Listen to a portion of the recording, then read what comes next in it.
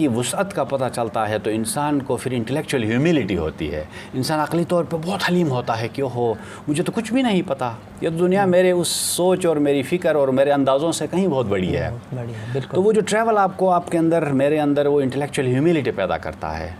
और फिर वो जैसे सोक्रेटिस की बात मुझे बहुत पसंद है कि फिर इंसान वो इस कंक्लूजन पे आता है कि फिर वो इंसान बहुत दाना इसलिए होता है कि उसको पता होता है कि उसको कुछ नहीं पता होता है। और कुछ ये पता होना है कि कुछ नहीं पता है, ये वो इंटेलेक्चुअल ह्यूमिलिटी है। और वहीं से इंसान के सीखने का जो अमल है जी, वो फिर उसका परवाज़ उड़ान, उसकी जो उड़ान है वो ऊंची हो जाती है। अस्सलाम वालेकुम नाज़रीन, प्रोग्राम न्यूज़ बीट के साथ में हूँ आपका मेज़बान समर अब्बास कज़ाफ़ी और आप देख रहे हैं डेली माउंटेन। नाज़रीन, हमारी शुरू दिन से ये कोशिश है कि गिलगित बाल्टिस्तान के अंदर मुख्तलिफ़ प्रोफेशनल्स पर्सनालिटीज़ जो अपने मुख्तलिफ़ शोबों के अंदर अपनी खिदमत सर अंजाम दे रही हैं, उनके साथ हम नशिस्त रखते हैं और उनके नॉलेज और एक्सपीरियंस को रिकॉर्ड करके हम आप तक दिखाने की कोशिश करते हैं। हमारा इस प्रोग्राम का बुनियादी मकसद ये है कि लोगों के एक्सपीरियंस और नॉलेज से हम जो इंस्पायरेशन स्टोरीज़ हैं, जो सक्सेस स्टोरीज़ है, उनको हम आप तक दिखाएँ और आप उनसे इस्तेफ़ादा हासिल करें। आज के प्रोग्राम में हमारे गेस्ट हैं आरिफ हुसैन साहब, जो कि EVK2 CNR के रीजनल मैनेजर हैं गिलगित बाल्टिस्तान के। इसके अलावा आरिफ हुसैन साहब शायरी भी करते हैं। सबसे पहले आरिफ हुसैन साहब, हम आपको अपने इस प्रोग्राम में खुश आमदीद कहते हैं। शुक्रिया। यकीनन हम भी ये जानना चाहेंगे, हमारे व्यूअर्स भी ये जानना चाहेंगे कि आप अपना थोड़ा एकेडमिक बैकग्राउंड और प्रोफेशनल बैकग्राउंड के हवाले से थोड़ा हमारे व्यूअर्स को कुछ बता दें। बहुत शुक्रिया जी समर साहिब, आज मुझे ये फ़ोरम आपने प्रोवाइड किया और ये बहुत एक अहम काम है। आप एक तरह से जो हमारा यूथ है या प्रोफेशनल्स हैं या डिफरेंट जो फील्ड्स में लोग एक्सेल करते हैं या स्ट्राइव करते हैं, मेहनत करते हैं, उनको आप एक मौका देते हैं। सो बहुत ज़्यादा अप्रिशिएबल और आप उसके मुस्तहक़ हैं दाद तहसीन के। Thank you. मैं गुज़श्ता तकरीबन 16, 17, 18 साल से डेवलपमेंट सेक्टर के साथ मुंसलिक हूँ और आगा खान एजुकेशन सर्विस के साथ और फिर हाशु फाउंडेशन के साथ, फिर KIU के साथ भी मैं रहा एज ए विज़िटिंग फ़ैकल्टी और फिर आजकल ये EVK2 CNR के साथ मैं वाबस्ता हूँ। और ये हम इन्वायरमेंट पे काम कर रहे हैं गिलगित बाल्टिस्तान में और डिफरेंट प्रोजेक्ट्स को हम इम्प्लीमेंट करते हैं। और ये इटली बेस्ड एक INGO है और जिसके साथ मैं वाबस्ता हूँ।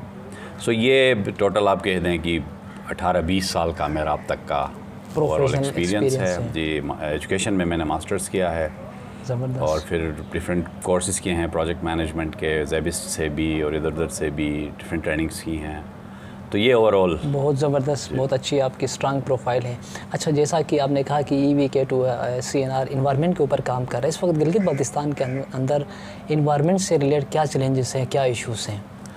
इन्वायरमेंटली बिल्कुल बहुत सारे चैलेंजेस पाकिस्तान को ऑन द होल हैं और गिलगित बाल्टिस्तान को इसलिए भी ज़्यादा हैं और उसकी ज़्यादा वहाँ पर शिद्दत समटाइम्स महसूस होती है कि गिलगित बाल्टिस्तान आपको पता है कि वो ग्लेशियर्स को होस्ट करता है। हमारे पास ग्लेशियर्स हैं। जो भी इस तरह से इन्वायरमेंटल या क्लाइमेट चेंज के मसाइल सामने आते हैं तो उसका असर जाके आपके इन रिजर्व्स के ऊपर पड़ता है, जिसमें ग्लेशियर्स की मेल्टिंग है। फिर हमारा जो आप लैंडस्केप है उस हवाले से भी देखें तो लोग रहते पहाड़ों में हैं, तो ये फ्लैश फ्लड्स हों या किसी भी सूरत में उसका डायरेक्ट असर जो है वो इंसान की ज़िंदगी के ऊपर पड़ता है। तो ये मेजर चैलेंजेस गिलगित बाल्टिस्तान को हैं और ख़ास तौर पे 2010 के बाद तो हम बड़ा विजिबली हम देख रहे हैं कि इस हवाले से बड़ी शिद्दत आई है, फ्लैश फ्लड्स के हवाले से भी, सैलाब के हवाले से भी, बारिशों के मिजाज में जो तब्दीली आई है उसके हवाले से भी। तो ये काफ़ी चैलेंजेस हैं और ग्लेशियर्स मेल्टिंग के हवाले से तो ये सच हम बहुत साइंटिफिकली नहीं जवाब दे सकते। हमारा अपना एक EVK2 CNR का रिसर्च 2014 में हुआ था, उसमें कराकोरम अनोमली के नाम से भी एक थ्योरी पाई जाती है जिसमें यह कहा जाता है कि कराकोरम के जो ग्लेशियर्स हैं वो निस्बतन स्टेबल हैं दैन दैट ऑफ अदर्स दुनिया के दूसरे खित्तों में। तो ये कोई 100 साल का जो एक्सपीरियंस है कराकोरम के ग्लेशियर्स का, उस हवाले से इटालियंस का ये ख्याल है कि वो स्टेबल रहे हैं कम से कम 2010-11 तक। तो अभी इंशाल्लाह हम एक और प्रोजेक्ट के साथ इस पे काम करने जा रहे हैं जिसमें हम रिसर्च कर रहे हैं ये जितने भी ग्लेशियर्स हैं। तो उसमें एक और इसकी पिक्चर सामने आएगी कि इस वक्त ये कराकोरम हो, हिमालय हो या हिंदू कुश के ग्लेशियर्स किन हालात से दो चार हैं। बहुत ज़बरदस्त। अपना आरिफ साहब, जैसा कि हमने इंट्रोडक्शन में बताया था कि आप शायरी के साथ भी बड़ी आपकी दिलचस्पी है, वाबस्तगी है। हम इन लाइट मूड में थोड़ा अपने उसको चेंज करते हैं। शायरी के हवाले से आप जो है वो शायरी की तरफ कैसे आ गए? बेसिकली ये शायरी क्या चीज़ है और शायरी में आप किस किस्म की शायरी करते हैं? जी, ये एक हॉबी के तौर पे, अच्छा ये बड़ा ज़बरदस्त सवाल है कि ये किस तरह मैं इस तरफ आया। अच्छा, शुरू में आपको पता है कि हर इलाक़े में गिलगित बल्तिस्तान में एक बड़ा ट्रेंड चलता था कि हम लोकल कम्युनिटीज़ के लिए कुछ ना कुछ कोई स्टेज शोज़ कर रहे होते थे। एक दौर था, उस दौर में मुझे लगता है ज़्यादा होता था। तो हमारा भी हम ख्याल एक ग्रुप था जुटियाल में, मैं ताल्लुक़ जुटियाल से है मेरा, अपर जुटियाल से। तो वहाँ पर हम इस तरह से इवेंट्स करते थे लोगों के लिए, ख़वातीन और हज़रात और यूथ के लिए। तो वहाँ पे मैंने मज़ाहिया शायरी से इसका आगाज़ किया था। क्या बात है। और उस वक्त I use to be student of 9th class, तो उधर से हमने स्टार्ट किया। उसके बाद फिर ये शायरी भी चलती रही, ड्रामे भी लिखते थे। उसी कैपेसिटी में अब 9th-10th का बच्चा और ड्रामा लिखता, फिर उसको हम प्रेजेंट करते थे लोगों के लिए स्टेज के ऊपर।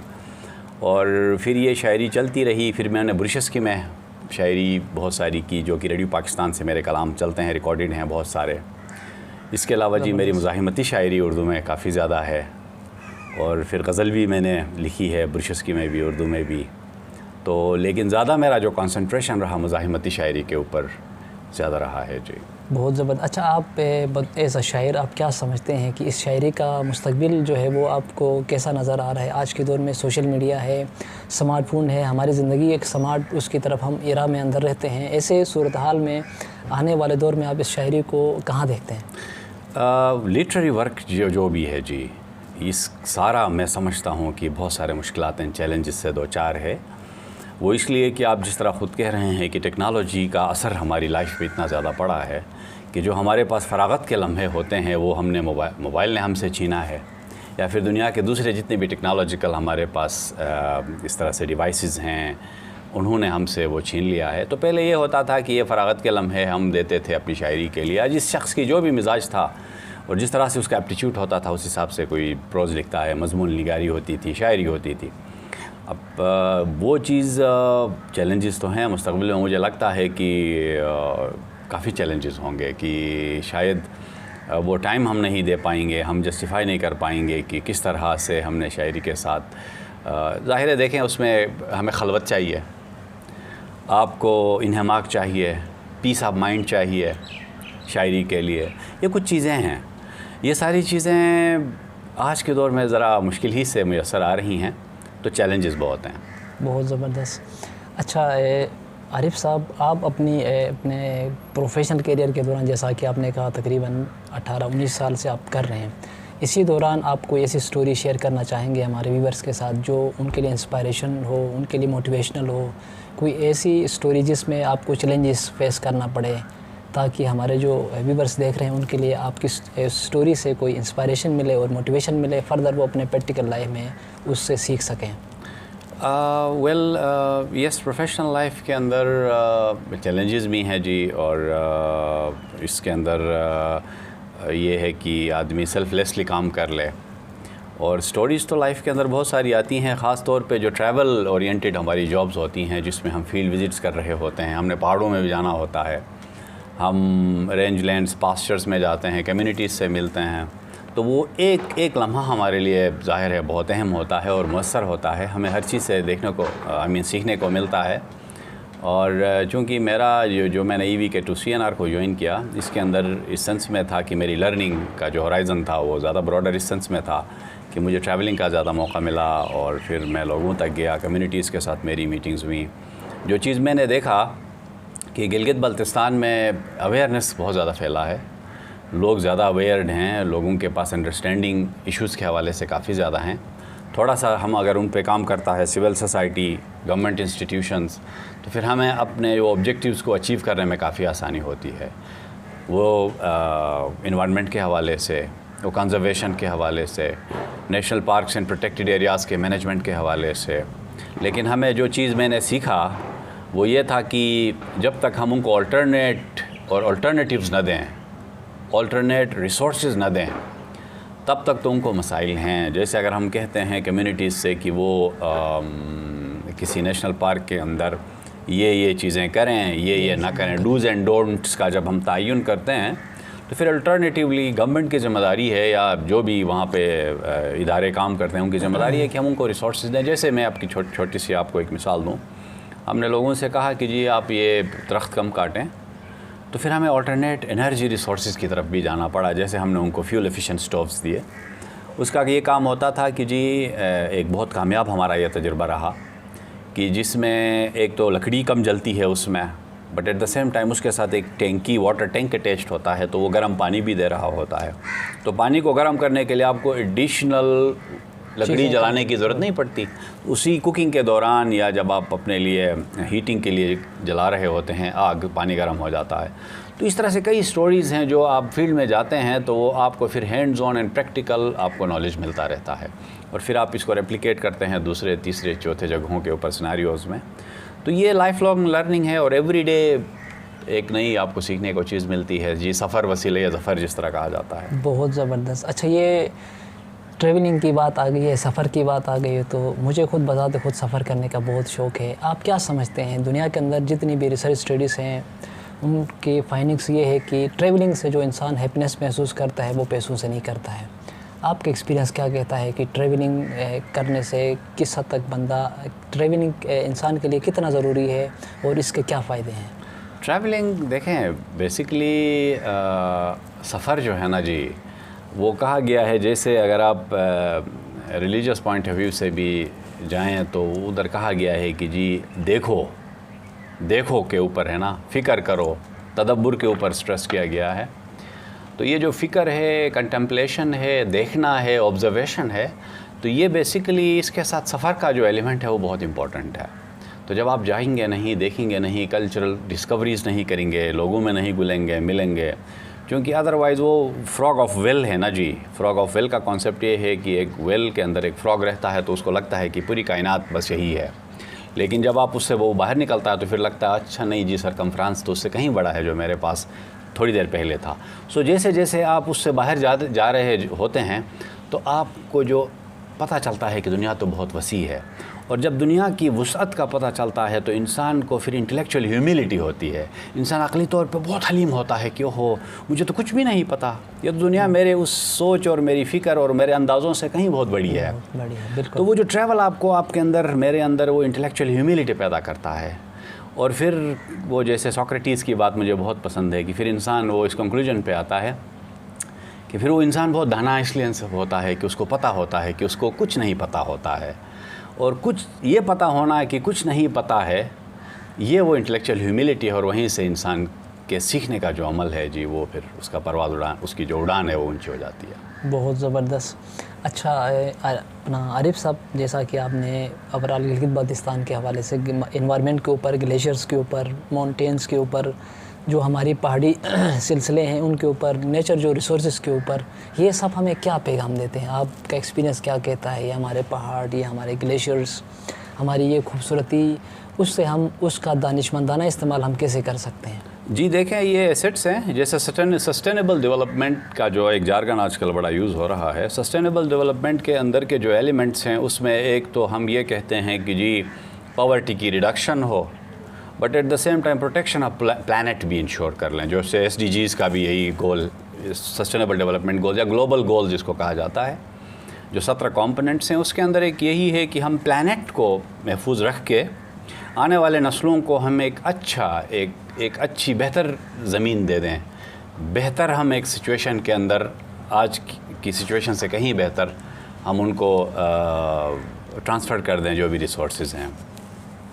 अच्छा जी, गिलगित बाल्टिस्तान के अंदर अगर आप देखें तो आज के जो नस्ल है उसकी बड़ी ज़िम्मेदारियां हैं, और वो इस सेंस में हैं कि हमारे पास जो अवेलेबल नेचुरल रिसोर्सेज हैं जिस भी सूरत में हैं, खा वो जंगल की सूरत में, खा वो पहाड़ों की सूरत में, दरिया हैं, या वो फिर आपका फ्लोरा फाना, जो भी बायोडाइवर्सिटी है, तो आज आने वाले नस्लों के लिए वो हमारे पास एक अमानत की सूरत में है, और हम इस अमानत को इससे कहीं बेहतर सूरत के अंदर हम आने वाली नस्लों को मुंतकिल कर दें। तो यही सस्टेनेबल डेवलपमेंट गोल का जो बॉटम लाइन है, जो फ़िलासफ़ी है, वो भी यही है कि प्लैनेट, तो प्लैनेट से मुराद क्या चीज़ है? प्लैनेट आइसोलेशन में तो कोई चीज़ है नहीं, आपको पता है।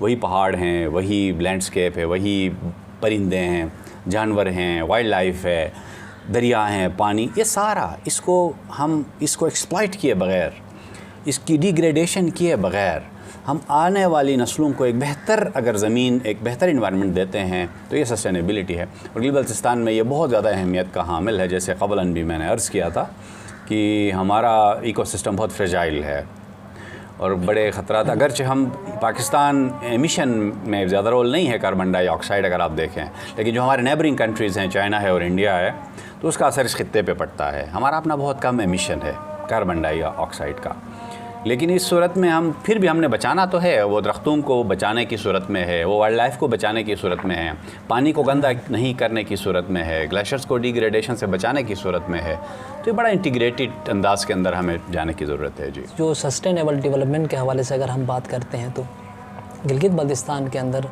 हम सस्टेनेबल डेवलप को इंश्योर करने के लिए कैसे हम काम कर सकते हैं, इस हवाले से कोई आपका कोई आइडिया या कोई ऐसी चीज़? बहुत अच्छा है। इसमें देखें, एक तो हमें बहुत ज़्यादा सिनर्जीज़ पैदा करने की ज़रूरत है। मुख्तलिफ़ NGOs मुख्तलिफ़ सेक्टर्स में काम कर रहे हैं। कुछ इन्वायरमेंटल, अच्छा कुछ साल पहले तो डिफरेंट स्टेट्स के अंदर इन्वायरमेंट या इससे रिलेटेड जो इनिशिएटिव्स हैं वो प्रायोरिटी पे नहीं थे, ठीक है। अब तो रिसेंटली आ गए हैं। आपको पता है दुनिया ख़ुद बहुत ज़्यादा इस हवाले से सेंसिटाइज्ड है। पाकिस्तान में भी लकली गवर्नमेंट बहुत सेंसिटाइज्ड है। तो इसमें सस्टेनेबल डेवलपमेंट आइसोलेशन में अचीव नहीं कर सकते। इसके बहुत सारे स्टेक होल्डर्स हैं। सबसे पहले तो वो ये जो एग्जीक्यूटिंग एजेंसीज़ हैं जिसमें गवर्नमेंट ख़ुद है, रेगुलेटरी अथॉरिटीज़ हैं, NGOs हैं और ख़ासकर कम्युनिटी और कम्युनिटी बेस्ड ऑर्गेनाइजेशंस, ये सब मिल के काम नहीं करते, इंटीग्रेटेड एक अंदाज़ के अंदर काम नहीं करते, तो फिर हम सस्टेनेबल डेवलपमेंट की तरफ नहीं जा सकते। मैंने जैसे आपसे अर्ज़ किया कि इसमें मुआशरती और फिर इन्वायरमेंट, माहौलियाती, ये 3 मेजर कंपोनेंट्स हैं इसके। तो ये तीनों, माहौल, आपकी इकोनॉमी एंड आपका सोसाइटी, तो ये दैट कैन बी अचीव्ड कीजिए जिसमें मल्टीपल स्टेक होल्डर्स एक इंटीग्रेटेड अंदाज में और सिनर्जीज़ क्रिएट करें और साथ काम करें। हमारे पास सवालात भी ज़्यादा हैं, लेकिन हमारे पास प्रोग्राम की टाइम की जो है वो कमी की वजह से इंशाल्लाह आपके साथ फिर नशिस्त रखेंगे। लास्ट में जो हमारे व्यूवर्स हमें देख रहे हैं, हमारे पब्लिक के लिए, स्पेशली हमारे यूथ के लिए आप क्या पैगाम देना चाहेंगे? बहुत शुक्रिया जी। अच्छा, ये अहम है। और गिलगित बल्तिस्तान में तो चूँकि मैं अपना मैसेज भी बड़ा रिलेट करेगा, मेरा मैसेज मेरे प्रोफेशन से, वो यही है कि आजकल आपको पता है कि रिस्पॉन्सिबल टूरिज़म की तरफ हमें जाने की ज़रूरत है। गिलगित बल्तिस्तान में हम होस्ट हैं, तो हमारे पास बड़े टूरिस्ट आते हैं, गेस्ट आते हैं, तो हमें उसमें अपने रोल को समझने की ज़रूरत है और गिलगित बल्तिस्तान को हमें बचाने की ज़रूरत है। वो पाकिस्तान हमारा मदरलैंड है और गिलगित बल्तिस्तान जहाँ हम रहते हैं, हम उस खित्ते की हिफाजत हमारी ज़िम्मेदारी है। और जो टूरिस्ट उस तरफ आता है उसकी भी बड़ी ज़िम्मेदारियाँ हैं कि वो बड़ा कल्चरली सेंसिटाइज्ड हो, क्योंकि हर खित्ते का अपना एक कल्चर है। यहाँ से जो लोग आते हैं उनको समझना चाहिए कि वहाँ पे हमारे कई कल्चर्स हैं। गिलगित बल्तिस्तान कई कल्चर्स का मजमुआ है बेसिकली, आपको पता है।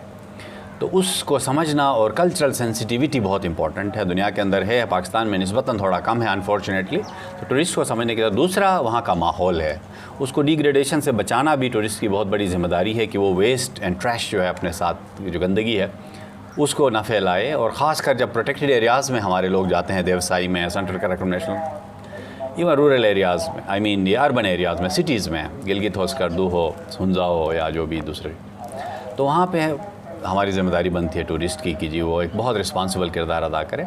और कम्युनिटीज़ की भी ज़िम्मेदारी है कि हमारे पास जो नेचुरल रिसोर्सेज हैं उसको डिग्रेडेशन से बचाएं, दरख्त उगाएं, पानी को गंदा करने से बचाएं, क्योंकि जहाँ पर अप स्ट्रीम्स में लोग हैं वो पानी गंदा करते हैं, डाउन स्ट्रीम्स में वही लोग वही पानी पी रहे होते हैं। तो ये सारी छोटी छोटी चीज़ें हैं जो हमारी ज़िम्मेदारियों की अक्कास हैं जी। तो वो हम अगर निभाते हैं तो फिर एक रिस्पॉन्सिबल सिटीज़न का हमारा किरदार पूरा हो जाता है।